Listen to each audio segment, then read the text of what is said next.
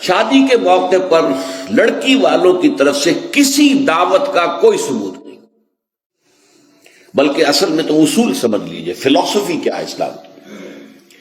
شادی کے معاملے میں لڑکی والوں پر کوئی بوجھ نہیں آنا چاہیے، سارا خرچہ لڑکے کے ذمہ۔ اب آپ غور کیجئے، شادی لڑکے کی ضرورت بھی ہے، لڑکی کی ضرورت بھی ہے۔ لڑکے کی زندگی بھی نامکمل ہے بیوی کے بغیر، لڑکی کی زندگی بھی نامکمل ہے شوہر کے بغیر، دونوں کی برابر ضرورت ہے۔ لیکن مرد مہر دیتا ہے، عورت مہر لیتی ہے۔ کیوں؟ مرد کی قوامیت، اور یہ علامت ہے کہ مرد طالب ہے، عورت مطلوب ہے۔ یہ مہر کوئی قیمت نہیں ہے، معاذ اللہ۔ بعض اوقات بعض نکاح خواہ کہہ دیتے بعوض، اتنے مہر کے میں نکاح میں دیتا ہوں، کوئی بڑا غلط لفظ ہے۔ بس مہر کا اعلان کیا جائے، اتنا مہر ہے، بعوض نہیں، یہ کوئی اس کی قیمت نہیں ہے، کوئی خریداری نہیں ہو رہی ہے، لیکن یہ ہے کہ علامت ہے، ٹوکن ہے۔ ایسا بھی مہر مقرر کیا گیا، کسی کے پاس دینے کو کچھ نہیں تھا، حضور نے فرمایا اچھا اپنی اس بیوی کو اتنی سورتیں قرآن کی پڑھا دینا، یہ بھی مہر ہو گیا۔ تو یہ چیز ہے کہ طالب ہے لڑکا، اور اس کا گھر آباد ہونا ہے۔ لڑکی کا معاملہ جو ہے وہ اس کے برعکس ہے، اس پر کوئی بوجھ نہیں آنا چاہیے۔ اس کے ماں باپ نے پال پوس کر تمہارے حوالے کر دی، شرم کرو کہ اس کے بعد تمہیں کچھ مزید چاہیے اس سے، اس سے بڑی بات کیا ہے؟ لہذا لڑکی والوں کی طرف سے دعوت طعام کا کوئی ثبوت نہیں، اس کی جڑ کٹنی چاہیے، زیرو، کوئی مشروب بھی نہیں، کوئی اور نہیں۔ بلکہ آپ کو معلوم ہے نکاح کی محفل میں چھوارے کون لے کے آتا ہے؟ لڑکے والے۔ اور پھر پلاؤ متنجن کس سے کھاتے ہیں؟ ذرا دیکھیے کس قدر یہ مزہ کا خیز صورت ہے۔ فرض کیجئے گئے ہیں آپ کسی کے گھر پر جا کر، لڑکی کے گھر پر جا کر نکاح ہو رہا، نکاح ہو گیا، اب چھوارے جو ہے لڑکے والوں کی طرف سے، اور اس کے بعد دعوت ہو رہی ہے، پلاؤ متنجن بریانی کس کی طرف سے؟ لڑکی والوں کو۔ عقل کے ناخن لو، تو کیا چھوارے نہیں وہ بانٹ سکتا تھا جس نے تمہیں مرغ پلاؤ کھلایا؟ یہ کیوں ہے؟ اس کو سمجھیے۔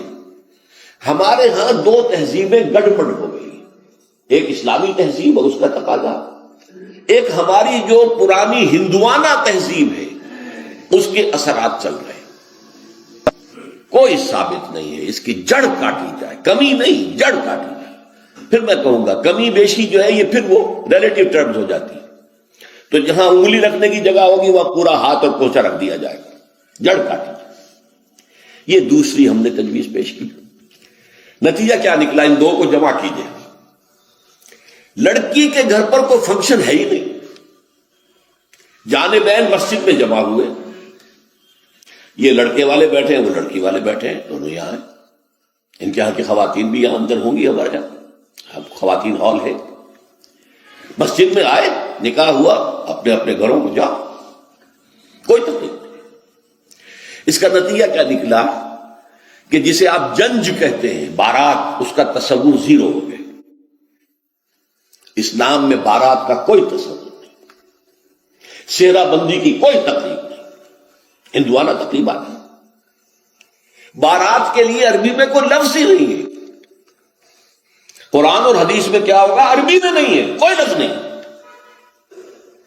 یہ خالص عجمی لفظ، بارات عجمی ہے، ایرانی ہے، اس کا اسلام سے کوئی تعلق نہیں، جڑ کٹ جائے اس کی۔ یہ بھی ہندوانہ تصور ہے۔ ہوتا کیا تھا، ایک گاؤں سے جا رہے ہیں، دوسرے گاؤں سے بیٹی لے کر آنی ہے، اور بیٹی کے ساتھ جہیز آنا ہے، اور راستے میں ڈاکو جو ہیں وہ لوٹ سکتے ہیں، تو یہاں سے جتھا لے کے جانا ہوگا، لہذا وہ جتھا بندی کر کے بارات جا رہی ہے۔ اب وہ جا کر جنج گھر جو بنے ہوئے ہیں وہاں پر ٹھہر رہی ہے، 2 دن 3 دن عیش کر رہے ہیں، کوئی چھرے اڑا رہے ہیں لڑکی والوں کے پیسے پر، پھر وہ مال غنیمت سے لدے پھدے واپس آ رہے ہیں، لہذا وہ جتھا حفاظت کرتا تھا۔ یہ سارا ہندوانہ تصور ہے، اسلام سے کوئی تعلق نہیں۔ تو نمبر 1 نکاح مسجد میں، نمبر 2 کوئی دعوت طعام ہی نہیں، کوئی بھی نہیں، نو انٹرٹینمنٹ واٹس ایور لڑکی والوں کی طرف سے۔ نمبر 3 نکاح مسجد میں، نمبر 4 کوئی دعوت طعام ہی نہیں، کوئی بھی نہیں، نو انٹرٹینمنٹ واٹس ایور، لڑکی والوں کی طرف سے۔ نمبر 5 کوئی دعوت طعام ہی نہیں، کوئی بھی نہیں، نو انٹرٹینمنٹ واٹس ایور، لڑکی والوں کی طرف سے۔ اجتماع جانب مسجد، یہیں سے ڈسپرس۔ حضرت فاطمہ کو تو وداع کرانے کے لیے حضرت علی گئے بھی نہیں تھے۔ نکاح کے بعد کچھ خواتین حضرت فاطمہ کو لے کر حجرے میں چھوڑ آئی تھی جا کر، جو ایک انصاری صحابی نے حضرت علی کو دیا تھا، ورنہ ان کے پاس حجرہ بھی نہیں تھا۔ 3 باتیں ہو گئی۔ چوتھی بات، ولیمہ جو ہے اس کی تاکید ہے۔ یہی وجہ ہے کہ جب یہ شادی پر مکمل پابندی لگائی گئی تھی، میں نے اشتہار دیا تھا کہ ولیمہ پر پابندی نہیں ہونی چاہیے۔ لڑکی والے کے ہاں تو آپ سوچئے، جو دلیل میں نے دی اس کی نفی میں، نفسیاتی دلیل بہت بڑی ہے۔ لڑکی والے کے ہاں ویسے تو لفظ شادی خوشی، وہاں بھی شادی یہاں بھی شادی، لڑکی والے کے ہاں خوشی نہیں ہوتی۔ اس کے گھر سے لخت جگر نور چشم نکل کر جا رہی ہے، کیسے خوشی ہوگی؟ مائیں رو رہی ہوتی ہیں، انہیں غشی پڑی ہوتی ہے جب بچیاں نکل رہی ہوتی ہیں گھروں سے، بہن بھائی رو رہے ہوتے ہیں، باپوں کے آنکھوں کے اندر بھی آنسو آئے ہوتے ہیں، نمی آئی ہوتی ہے۔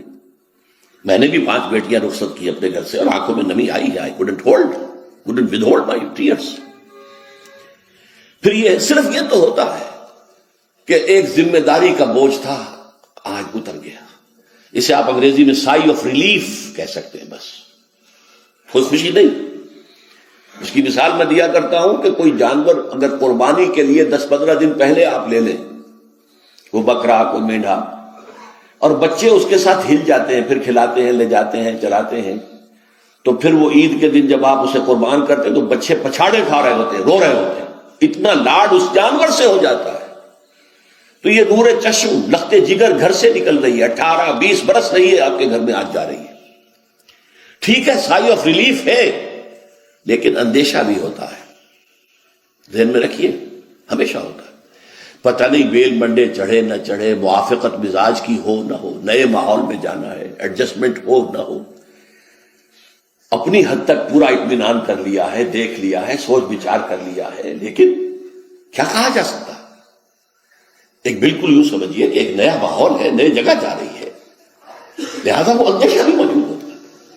لہذا واقعتاً لڑکی والوں کے ہاں خوشی کا موقع نہیں ہے۔ ان کے ہاتھوں مرغ پلاؤ کھانا بے غیرتی ہے۔ ہاں، لڑکے والے کے ہاں خوشی ہے، اس کا گھر آباد ہوا ہے، اور اسے حکم دیا حضور نے، اولموا ولو بشاۃ، ولیمہ ضرور کرو، چاہے تمہارے پاس ایک ہی بکری ہو۔